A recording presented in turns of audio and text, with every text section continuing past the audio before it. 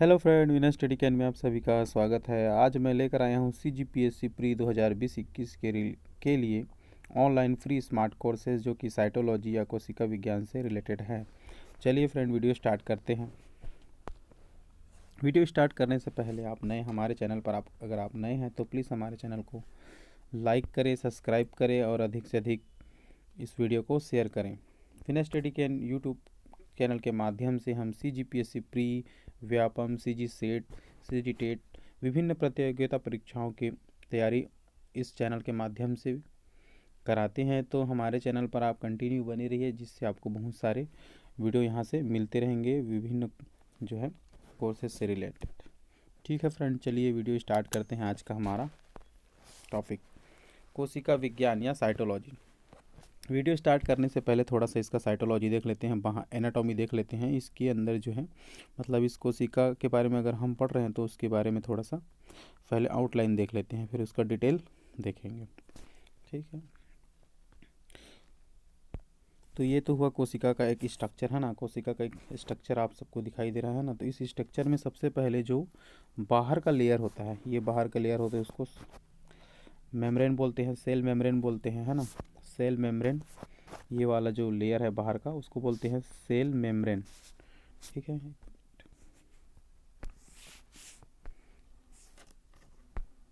इसको बोलते हैं सेल मेम्ब्रेन। सेल मेम्ब्रेन के जो अंदर एक फ्लूइड जैसा, सेल मेम्ब्रेन के अंदर थोड़ा सा इनर साइड में एक फ्लूइड रहता है, उसको क्या बोलते हैं, साइटोप्लाज्मिक मेम्ब्रेन, है ना।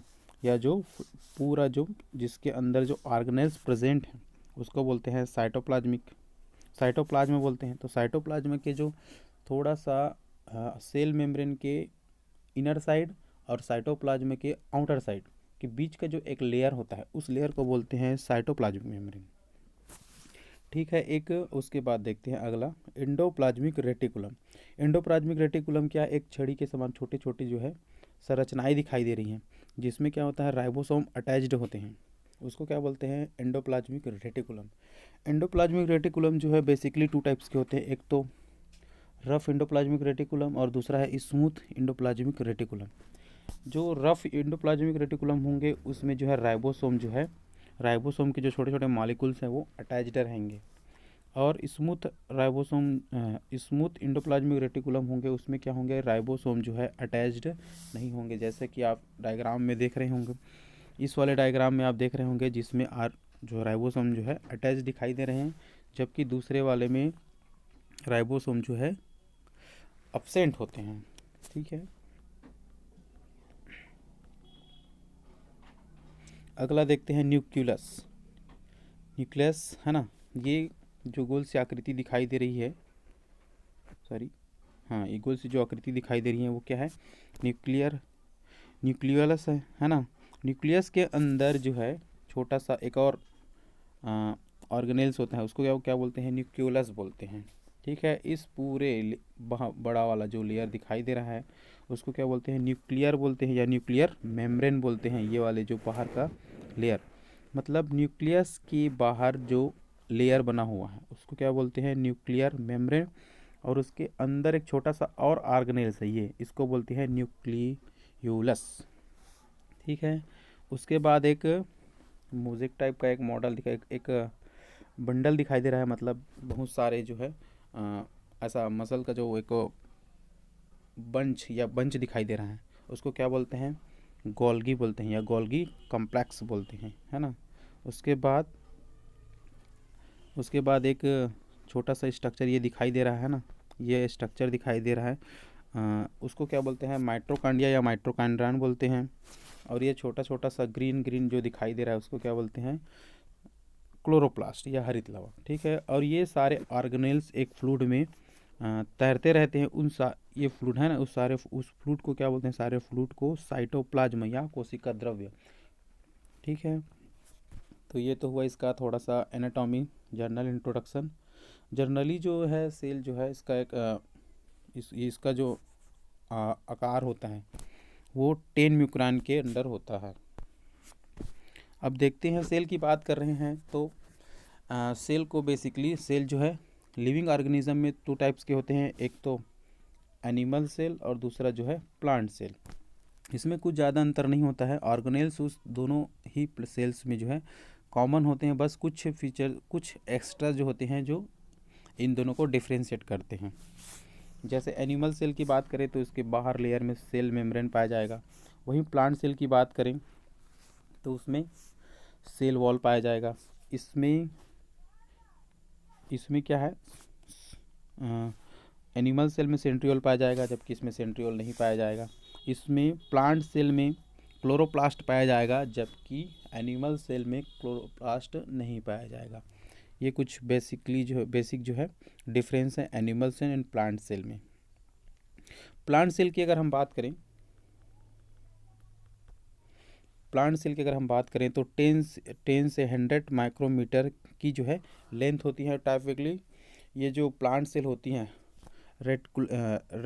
रेक्टेंगुलर होता है, मतलब इसका आकार जो है चतुर्भुज आकार का होता है, जबकि एनिमल सेल्स जो होती है ओवल शेप में होती हैं, अंडाकार में होती है। ठीक है, चलिए आगे बढ़ते हैं। चलिए अब इसका थोड़ा सा डिटेल में जाते हैं, है ना। सेल वॉल की खोजकर्ता कौन है, रॉबर्ट हुक ने, है ना। कार्य मुख्यतः सेलुलोज की बनी होती हैं, कैल्शियम और मैग्नीशियम पैक्टेट की बनी मध्य पट्टिका कोशिका के बीच सीमेंट का कार्य करती हैं। ठीक है, हम लोग बात कर रहे हैं कोशिका भित्ति की, सेल वॉल की। कोशिका वॉल की जो खोज है रॉबर्ट हुक ने की थी, और सेल वॉल किस में पाया जाता है, प्लांट सेल में, है ना, याद रखिएगा। और जो मुख्यतः जो है सेलुलोज की बनी होती है, कैल्शियम और मैग्नीशियम पैक्टेट की बनी मध्य पट्टिका कोशिका के बीच सीमेंट का काम करती हैं। दूसरा देखते हैं प्रोटोप्लाज्म या जीव द्रव्य, है ना। खोजकर्ता पुरकिंजे है।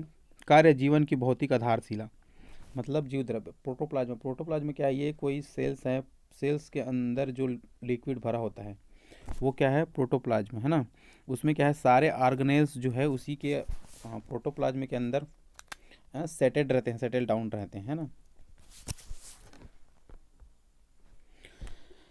कोशिका झिल्ली या तरल मोज़ेक मॉडल, ठीक है। कोशिका झिल्ली का तरल मोज़ेक मॉडल किसने दिया था, खोजकर्ता कौन है, सिंगल एवं निकोलसन। कार्य क्या है, आकृति प्रदान करना व पदार्थों का आदान प्रदान करना। ठीक है, ये कोशिका झिल्ली है। कोशिका झिल्ली में जो है बाहर से या अंदर से बाहर जो है पदार्थों का जो है आदान प्रदान किया जाता है। जो ज़रूरी चीज़ होगा उसको अंदर किया जाएगा, और जो सेल्स के लिए नहीं होगा उसको बाहर किया जाएगा, है ना। एक प्रकार से ये जो है जो सेल को एक निश्चित शेप आकार प्रदान कराता है या आकार प्रोवाइड कराता है। अगला देखते हैं क्लोरोप्लास्ट आप सबको पता है, क्लोरोप्लास्ट जो है प्लांट सेल में प्रेजेंट होता है, एनिमल सेल में एब्सेंट होता है। खोज करता है हेकल। कार्य क्या है, प्रकाश संश्लेषण द्वारा भोजन का निर्माण करना। प्लांट में जो फूड का फॉर्मेशन होता है या फूड बनता है वो किसके थ्रू होता है, क्लोरोप्लास्ट के थ्रू, जो कि लीफ में बनता है और पूरे प्लांट के ऑर्गेनेल्स तक उसको ट्रांसपोर्ट किया जाता है विभिन्न ऑर्गेनेल्स के थ्रू, जाइलम एंड फ्लोएम के माध्यम से।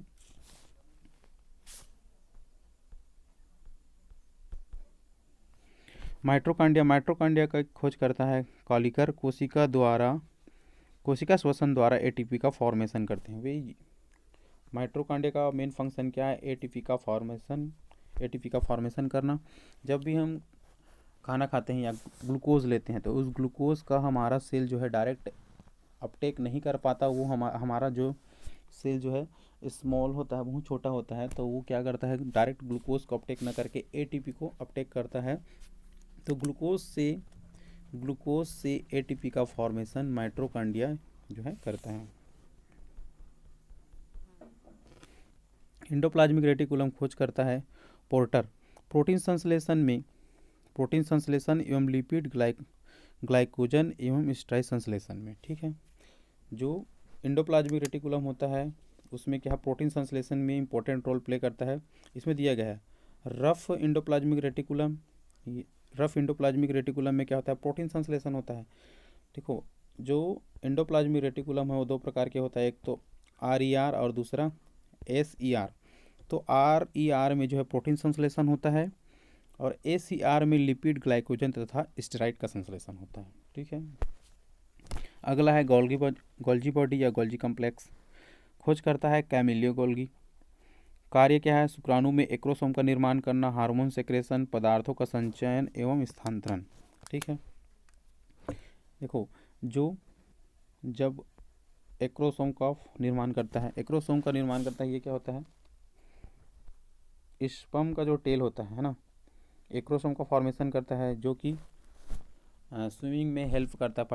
फर्टिलाइजेशन के प्रोसेस के थ्रू, फर्टिलाइजेशन का जब प्रोसेस होता है उसमें एक्रोसोम एक इम्पोर्टेंट रोल प्ले करता है। अगर एक्रोसोम जो है इनएक्टिवेट हो जाएगा तो जो है फर्टिलाइजेशन जो है इनकम्प्लीट हो जाएगा। तो गोल्गी जो है एक इम्पोर्टेंट रोल प्ले करता है शुक्राणु के लिए, फर्टिलाइजेशन के प्रोसेस को कंप्लीट कराने के लिए।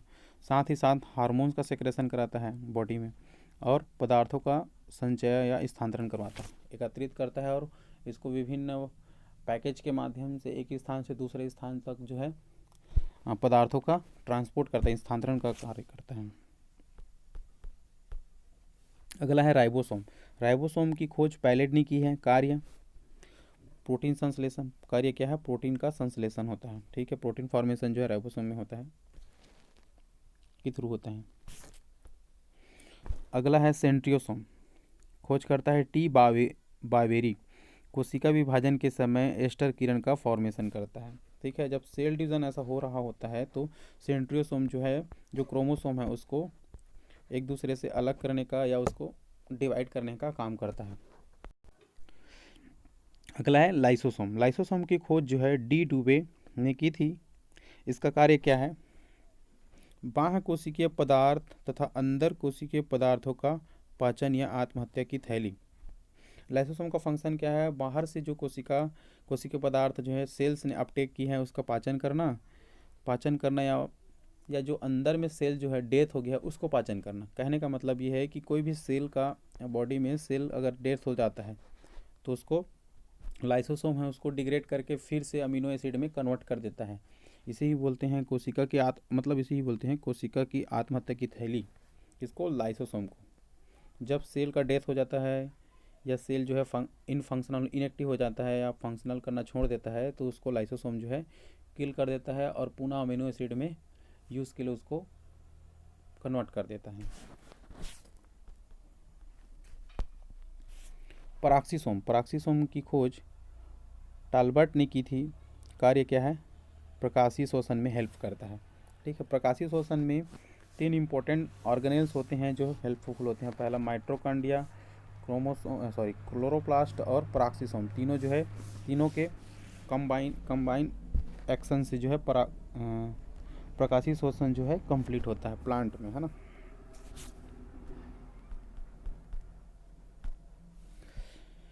सूक्ष्म नलिकाएं या माइक्रोट्यूब्यूल्स, इसकी खोज जो है डी रॉबर्ट्स ने की थी। कार्य जो है सीलिया का साभिका तारकाय एवं कोशिक के कंकाल का निर्माण। ठीक है, मतलब सीलिया, फ्लैजिला, सेंट्रियोल और कोशिकीय कंकाल, ये सारे चीज़ों में जो है इन सारी चीज़ों का निर्माण जो है सूक्ष्म माइक्रोट्यूब्यूल से मिलकर बना होता है। अगला है न्यूक्लियस या केंद्रक। खोज करता है रॉबर्ट ब्राउन। कोशिका का नियंत्रण कक्ष। मतलब कोशिका का नियंत्रण कक्ष कहने का मतलब जो है, ये कोई कोशिका है ना, कोशिका के अंदर न्यूक्लियस है तो न्यूक्लियस में सारे जेनेटिक मटेरियल या सारे कंट्रोल जो है न्यूक्लियस के थ्रू होता है, जो सारे सेल्स को कंट्रोल करता है। इसीलिए इसको नियंत्रण कक्ष कहते हैं, कंट्रोल रूम भी बोलते हैं। केंद्रिका। खोज करता है फोंटाना। आरएनए तथा राइबोसोम का संश्लेषण। ठीक है, ये कोशिका हो गया, ये न्यूक्लियस हो गया। न्यूक्लियस के अंदर क्या होता है, न्यूक्लियोलस। ठीक है, मतलब ये वाला पार्ट्स इसके अंदर होता है। ये न्यूक्लियस हो गया और ये अंदर वाला जो है न्यूक्लियोलस जो है, इसके अंदर क्या होता है, आरएनए तथा राइबोसोम का संश्लेषण होता है। फिर उसको बाहर शिफ्ट कर दिया जाता है, ट्रांसपोर्ट कर दिया जाता है।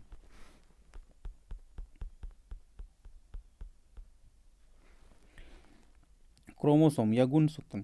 खोज करता है वाल्डेयर। जेनिक लक्षणों का एक पीढ़ी से दूसरी पीढ़ी में स्थानांतरण होता है। क्रोमोसोम है, क्रोमोसोम में बहुत सारे जेनेटिक मटेरियल्स या गुण होते हैं, जिसको जब इसका क्रॉस होता है तो ये सारे जीन जो है एक पीढ़ी से दूसरी पीढ़ी में कंटिन्यू ट्रांसफ़र होते जाते हैं। कोशिका विज्ञान, कोशिका के मुख्य अंग तथा उनके फंक्शन, कार्य देखते हैं और अच्छे से, है ना। कोशिका जीव की सबसे छोटी कार्यात्मक और रचनात्मक इकाई है। फंक्शनल एंड स्ट्रक्चरल यूनिट होती हैं सेल्स जो होती हैं। जनरली कोशिका जो है दो टाइप्स के होते हैं, एक तो प्रोकैरियोटिक टाइप और एक यूकैरियोटिक टाइप। प्रोकैरियोटिक जो है लोअर ऑर्गेनिज्म में प्रेजेंट होता है, जैसे बैक्टीरियास हो गया, फंगस हो गया। यूकैरियोटिस जो है हायर एनिमल्स में प्रेजेंट होता है, जैसे ह्यूमन बीइंग या वर्टिब्रेट्स में। ठीक है। कोशिका के मुख्य अंग तथा उनके कार्य, कोशिका भित्ति देखते हैं। सबसे पहले देखते हैं कोशिका भित्ति या सेल वॉल। यह केवल पड़ाव कोशिका में पाया जाता है। पड़ाव कोशिका कहने का मतलब ये है कि स्थिर सेल, मतलब एक जैसे प्लांट सेल की बात करते हैं। प्लांट जो एक पर्टिकुलर लोकेशन में सेटल्ड होते हैं और यहाँ जो है सेलुलोज का बना होता है। यहाँ कोशिका भित्ति की निश्चित आकृति एवं आकार बनाए रखने में सहायक होती हैं, है ना। सेम जो सेल वॉल, हाँ, मतलब एक निश्चित आकार बनाए रखने में, एक शेप मेंटेन रखने में सेल वॉल का बहुत ही इंपॉर्टेंट रोल होता है। अगर सेल वॉल नहीं होगा तो सेल का कोई एक निश्चित आकार हम निर्धारित नहीं कर पाएंगे। जीवाणु कोशिका की कोशिका भित्ति में पेप्टिडोग्लाइकेन का बना होता है। इसमें थोड़ा सा प्रिंटिंग मिस्टेक है, पेप्टिडोग्लाइकेन ऐसा कुछ होता है। कोशिका झिल्ली, कोशिका के सभी अवयव एवं पतली झिल्ली के द्वारा घिरे रहते हैं। इस झिल्ली को कोशिका झिल्ली कहा जाता है। यहाँ अर्धपारगम्य होता है, सेमी परमिएबल मेम्ब्रेन होती हैं। इसका मुख्य कार्य अंदर जाने वाले एवं बाहर जाने वाले पदार्थों का। अगला देखते हैं तारककाय। इनकी खोज बावेरी ने की थी। यह केवल जंतु कोशिका में पाया जाता है। ध्यान रखने वाली बात है, तारककाय जो है ओनली जंतु कोशिका में पाया जाता है। तारककाय के अंदर एक या दो कणों जैसी रचना होती है जिसे सेंट्रियोल कहते हैं। सेंट्रियोल जो है समसूत्री विभाजन में ध्रुव का निर्माण करते हैं। ध्रुव का निर्माण करने का मतलब पोलर एंड का, यहाँ से जो है पोलर एंड का जो है फॉर्मेशन करता है, जिसके थ्रू जो है क्रोमोसोम का सेपरेशन होता है। ठीक है।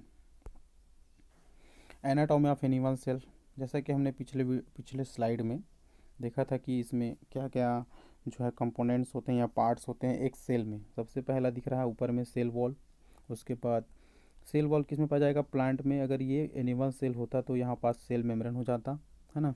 बाकी पार्ट्स जो है आप देख रहे हैं, endoplasmic reticulum, centriole, Golgi body, lysosome, mitochondria, microtubules, ribosome, इटिस, है ना। ये थोड़ा सा 3D स्ट्रक्चर्स आप सेल्स के। इसी प्रकार कुछ कॉमन सेल सेल है ना, हम सेल के बारे में पढ़ रहे हैं, तो कुछ कॉमन टाइप ऑफ सेल जो है हमारे ह्यूमन बॉडी में भी प्रेजेंट होते हैं। जैसे कि आप देख रहे हैं ये स्टेम सेल जो है ओवल शेप में होता है ना। इंटेस्टियल सेल जो है रेक्टेंगल होता है, चतुर्भुजाकार का होता है। आरबी सेल है ना, आरबी सेल जो है ऐसे ओवल शेप में होता है। मसल सेल्स हो गया, ये लीवर सेल्स हो गया और ये नर्व सेल्स हो गया। कुछ कॉमन टाइप ऑफ सेल जो हैं इसमें दिखाई दे रहे हैं। ये एक और स्ट्रक्चर आप इसको और अच्छे से देख सकते हैं, इसमें क्या क्या प्रेजेंट है करके। थोड़ा सा इंटरनल स्ट्रक्चर जो है इसमें दिखाई दे रहा है ना। और ये endoplasmic reticulum and Golgi body का थोड़ा सा और डायग्राम यहाँ पर अलग से सेपरेट करने की कोशिश किया गया है, आप देख सकते हैं। चलो देखते हैं एंडोप्लाज्मिक रेटिकुलम। यह एक केंद्रक झिल्ली व दूसरी कोशिका झिल्ली से संबंध होता है। इस जालिका के कुछ भाग पर किनारे में छोटे छोटे कणिका लगी होती है जिसे राइबोसोम कहते हैं। इसका मुख्य कार्य उन सभी वसा एवं प्रोटीन का संचरण करना होता है जो कि विभिन्न झिल्ली जैसे कोशिका झिल्ली, केंद्रक झिल्ली का निर्माण करता है। ठीक है। ये जो है एक सेल हो गया, सेल के अंदर एक न्यूक्लियस होता है ना। तो एंडोप्लाज्मिक रेटिकुलम का एक सिरा यहाँ जो है न्यूक्लियस मेम्ब्रेन से जुड़ा रहेगा, उसका दूसरा सिरा जो है कोशिका मेम्ब्रेन या सेल मेम्ब्रेन से अटैच होता है और इसमें जो है छोटे छोटे मॉलिक्यूल्स लगे होते हैं इस एंडोप्लाज्मिक रेटिकुलम में, उसको क्या बोलते हैं, राइबोसोम। और बेसिकली एंडोप्लाज्मिक रेटिकुलम का फंक्शन क्या होता है, वसा व प्रोटीन का संचयन करना। इसमें जो है एंडोप्लाज्मिक रेटिकुलम में क्या होता है, वसा एंड प्रोटीन का कोशिका द्रव्य। केंद्रक के अलावा कोशिका के जीव द्रव्य का समस्त भाग कोशिका द्रव्य कहलाता है। कोशिका द्रव्य जीव द्रव्य हैं जो कि केंद्रक के चारों ओर से। ठीक है, अगला वीडियो देखते हैं। केंद्रक। रॉबर्ट ब्राउन ने 1831 में कोशिका में केंद्रक की खोज की थी। यह कोशिका के समस्त जैविक क्रियाओं का नियंत्रण करता है, कंट्रोल करता है। कोशिका का आकार। केंद्रक का आकार कोशिका के प्रकार एवं केंद्रक के कार्य पर निर्भर करता है। उसका आकार जो है उसके फंक्शन और कार्य के ऊपर डिपेंड करता है। क्रोमोसोम देखते हैं। यह एक आनुवंशिक पदार्थ है। इसमें आनुवंशिक गुणों को धारण करने वाले रचनाएं पाई जाती हैं। सबसे छोटी इकाई कहते हैं। क्रोमोसोम की खोज वाल्डेयर ने की थी। जीवों में आनुवंशिक लक्षण संतान में क्रोमोसोम द्वारा लाई जाती है। मानव में 44 पेयर गुणसूत्र जो है अलैंगिक गुणसूत्र कहलाते हैं, जबकि 2 गुणसूत्रों लिंग गुणसूत्र कहलाते हैं तथा नर तथा मादा में अलैंगिक गुणसूत्रों की संख्या समान होती है, जबकि लिंग गुणसूत्र असमान होते हैं। ठीक है, मतलब कहने का मतलब है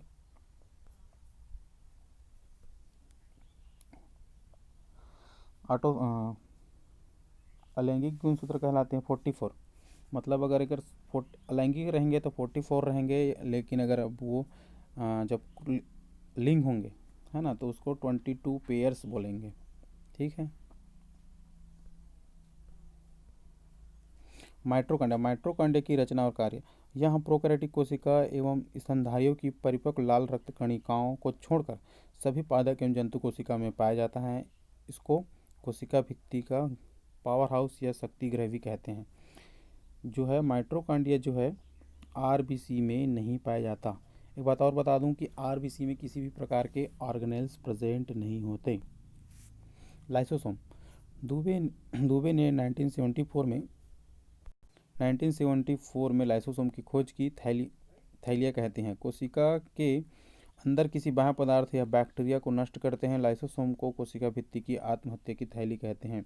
जब भी कोई सेल डैमेज हो जाता है या उस सेल जो है इनएक्टिव हो जाता है, अनफंक्शनल हो जाता है, तो उसको लाइसोसोम जो है किल कर देता है, उसको रप्चर कर देता है और उसको पुनः अमीनो एसिड में कन्वर्ट कर देता है। राइबोसोम।